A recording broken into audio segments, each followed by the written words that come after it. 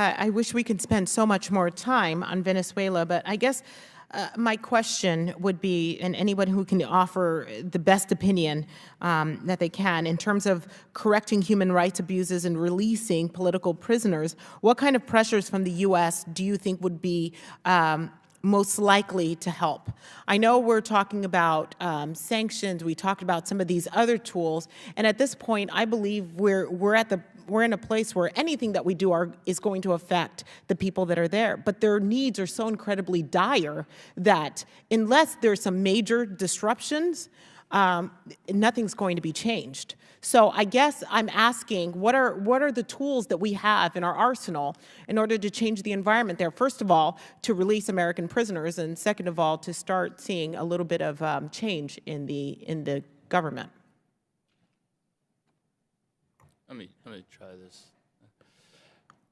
Thank you. It's a very difficult question, but it's absolutely urgent. I agree. Mm-hmm.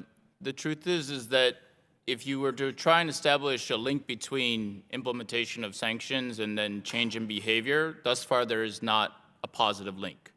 But that doesn't mean that there isn't another effect taking place. So I think, unfortunately, I would counsel patience. With regards to the broader human rights situation in the country.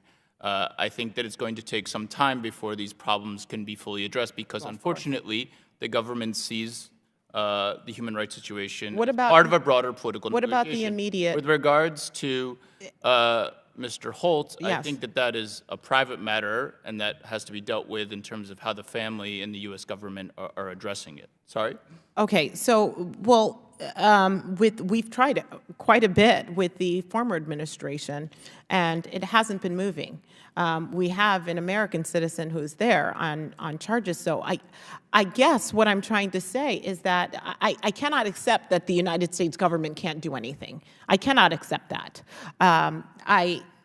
In terms of if we can't squeeze or try and do everything we can with Venezuela, what about the other countries, some of the ones that we were talking about, that have not denounced Venezuela yet? What about their friends and their allies like El Salvador, Nicaragua, Ecuador, and Bolivia? Right. Is there a way to actually do that? I think that there's been quite a bit of discussion about what strengthening sanctions would entail, and I think the truth is that multilateral sanctions tend to be more effective than unilateral ones.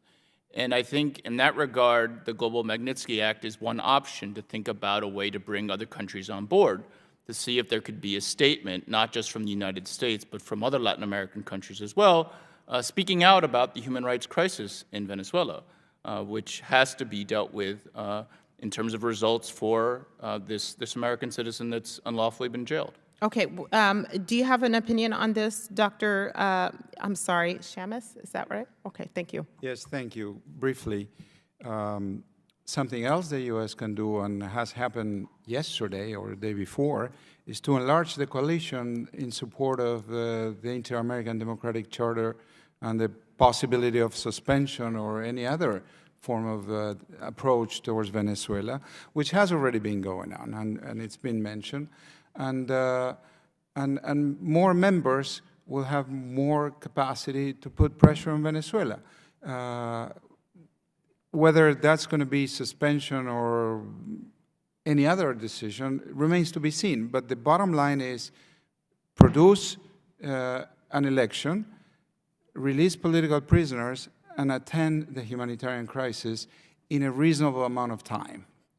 And I would actually say that we need to start looking at the UN. I mean, because here we are, they have a seat at the table, yet they do not have elections, they do not have fair treatment, they are the worst when it comes to human rights violation. Why they have a seat at the table is beyond me.